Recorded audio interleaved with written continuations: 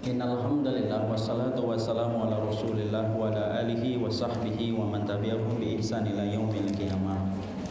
Ibu-ibu yang semoga Allah rahmati dan Allah berkahi, alhamdulillah senantiasa kita bersyukur kepada Allah atas seluruh kenikmatan dan kebaikan yang Allah berikan kepada kita selaku hambanya. Sesungguhnya tidak ada yang menyempurnakan kenikmatan yang datang dalam kehidupan kita kecuali semata-mata yang menyempurnakan kenikmatan itu datang dalam kehidupan kita, yaitu adalah karena kenikmatan itu datang dari Allah Zat yang Maha Sempurna di dalam memberikan kesempurnaan nikmat kepada hambanya.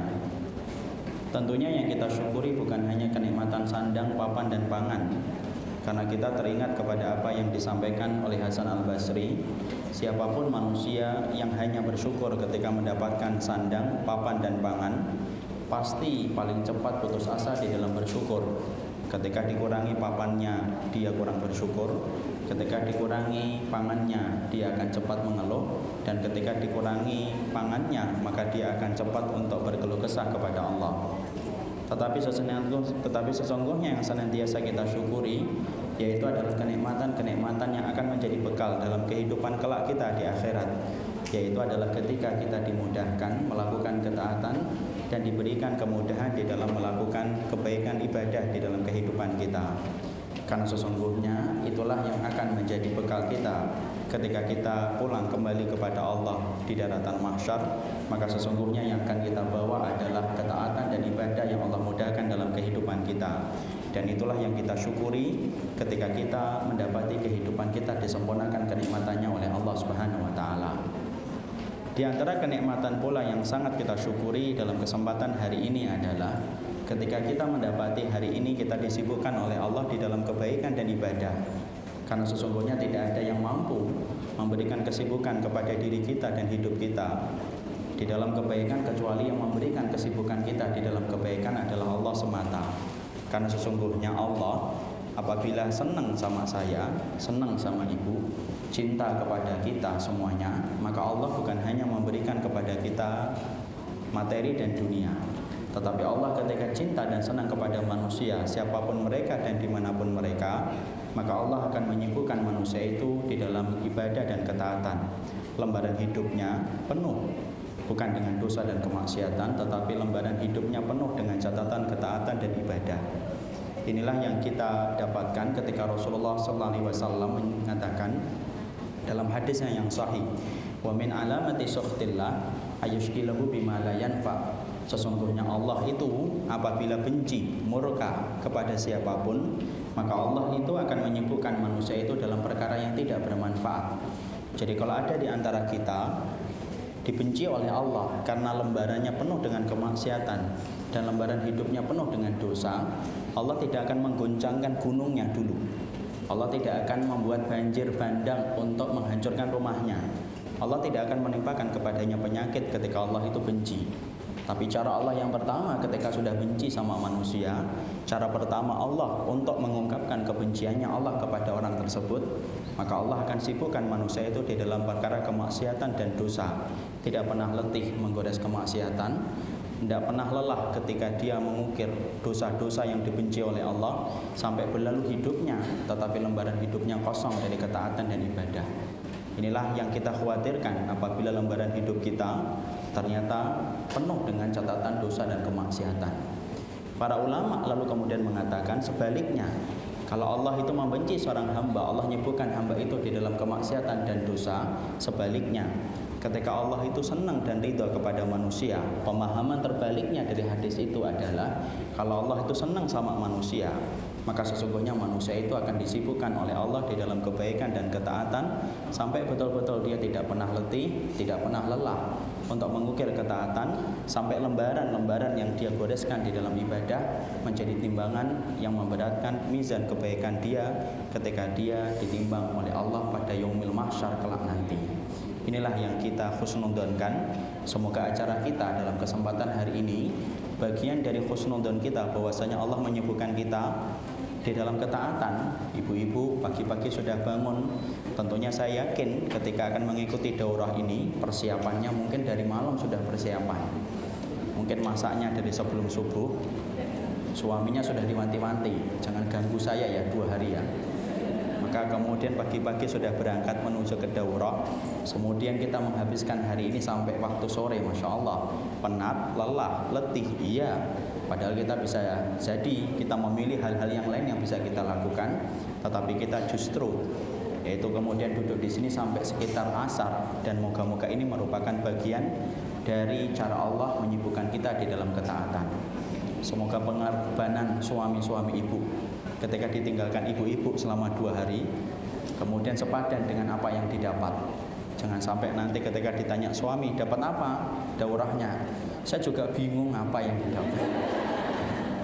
Jangan sampai itu terjadi. Kalau itu terjadi, Masya Allah, saya berlindung dari hal-hal yang semacam itu. Maka dalam kesempatan kali ini pula saya menyampaikan terima kasih dulu kepada panitia, karena ternyata Masya Allah ya, hari gini 100.000 bisa daurah 2 hari, Masya Allah. Kemudian full AC lagi, walaupun masih ada yang kipas-kipas ya. Tapi Masya Allah 100.000 dapat makan, walaupun tidak padang ya kelihatannya tadi. Tapi subhanallah, terima kasih kami. Saya mewakili dari yang tidak terima kasih mungkin, karena mungkin mau terima kasih tapi sungkan. Saya wakili. Saya insya Allah berkorban untuk umat, insya Allah. Saya wakili terima kasih kami kepada panitia yang telah bekerja keras untuk kemudian mengupayakan di sini, sehingga kemudian apa yang kita lakukan di sini insya Allah menjadi pemberat dalam timbangan kebaikan kita. Karena yang kita harapkan di sini nanti adalah kita bertemu di dunia dalam keadaan yang baik, dan ketemu lagi di dunia nanti dan ketemu lagi di akhirat dalam keadaan yang lebih baik. Satu hadis ya Ibu yang harusnya membuat kita merenung adalah hadis yang diriwayatkan dari Imam Ahmad, bahwasanya di antara dampak kebaikan ketika kita dikumpulkan sama orang yang soleh itu apa? Yaitu adalah ketika orang yang soleh itu memasuki surga, dan apabila ada yang kececer di belakang di neraka, orang-orang yang soleh yang pernah kita temui akan mencari kita di dalam kubangan neraka ketika mereka mengenal kita dalam kehidupan di dunia. Makanya penduduk-penduduk surga itu berkata apa kepada Robnya ketika mereka itu berada di surga, tetapi tidak menjumpai teman-teman mereka.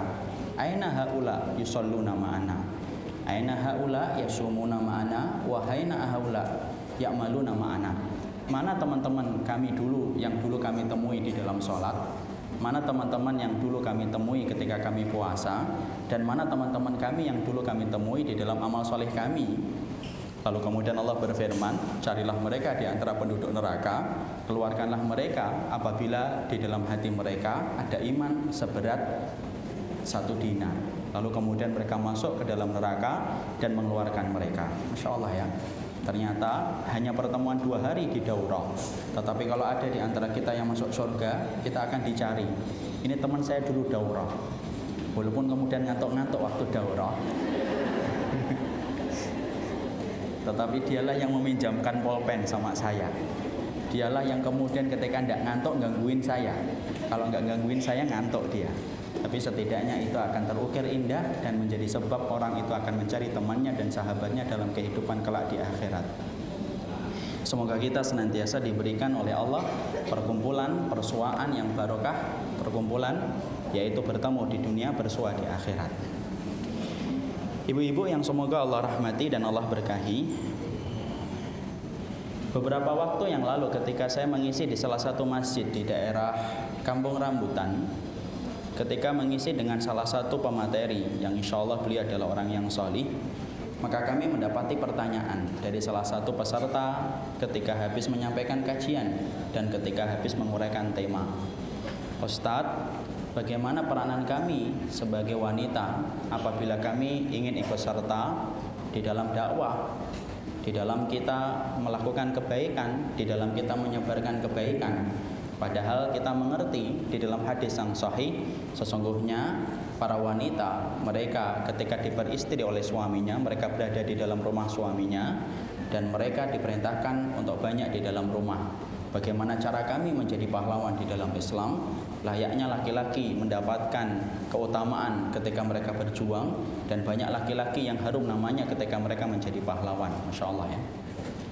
Pertanyaan itu kemudian akhirnya kita jawab bahwasanya ternyata para wanita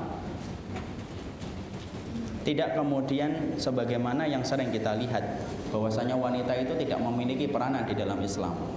Maka sebelum kita kemudian menjelaskan tentang apa yang harus kita kerjakan dan kita maksimalkan, maka dalam kesempatan kali ini ketika kita membahas konteks dakwah sebagai peranan seorang wanita di dalam umat ketika dia ingin menyampaikan kalimat kebenaran supaya menjadi amal jariah untuknya, maka saya ingin mengajak supaya kita melihat kaum Hawa dari pandangan Islam, supaya kita ngerti dulu bagaimana Islam menempatkan kaum wanita dan bagaimana kedudukan wanita di dalam ajaran sunnah yang telah ditinggalkan oleh Rasulullah Sallallahu Alaihi Wasallam. Ini penting untuk kita perhatikan, karena banyak di antara kita, bahkan laki-laki, yang tidak mengetahui bagaimana besarnya kedudukan wanita di dalam Islam, dan banyak pula wanita yang tidak tahu bagaimana kedudukannya di dalam Islam dan sunnah ketika mereka telah menjadi kelompok manusia, jenis manusia yang telah dimuliakan oleh Allah dan Rasul-Nya.